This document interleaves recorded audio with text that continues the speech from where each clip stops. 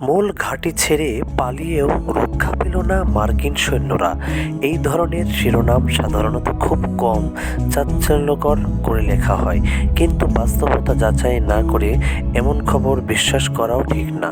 আমি সর্বশেষ আপডেট এবং অনুযায়ী বলছি, বর্তমান 2026 সালের শুরু পর্যন্ত কোথাও এমন নিশ্চিত বড় কোনো ঘটনা সেই যেখানে মার্কিন সৈন্যরা মূল ঘাঁটি ছেড়ে পালিয়ে যাওয়ার পর আক্রমণের শিকার হয়েছে এবং সেটি আন্তর্জাতিকভাবে স্বীকৃত বড় সংবাদ হিসেবে প্রকাশিত হয়েছে।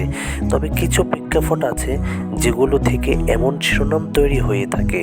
সম্ভবত ব্যাখ্যা: মধ্যপ্রাচ্যের কিছু অঞ্চলে, বিশেষ করে ইরান, ইরাক, সিরিয়াতে মার্কিন ঘাঁটিতে ড্রোন বা রকেট হামলার ঘটনা মাঝে মধ্যে ঘটে।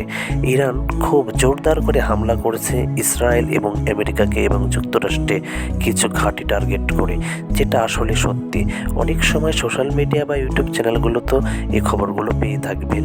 পুরোটা ভিডিও ব্যবহার করে নতুন বলে প্রচার করে অতিরঞ্জিত শিরোনাম দেয়, যেমন পালিয়েও রক্ষা পেল না, যাচাইবিহীন তথ্য ছাড়া এমন রিপোর্টও দেয়। এই শিরোনামটি এখন পর্যন্ত যাচাইযোগ্য বড় কোনো আন্তর্জাতিক ঘটনার সাথে মিলে যায় এমন হয়। এটা সম্ভবত আন্তর্জাতিক অতিরঞ্জিত বিভ্রান্তগুলো তৈরি করা খবর।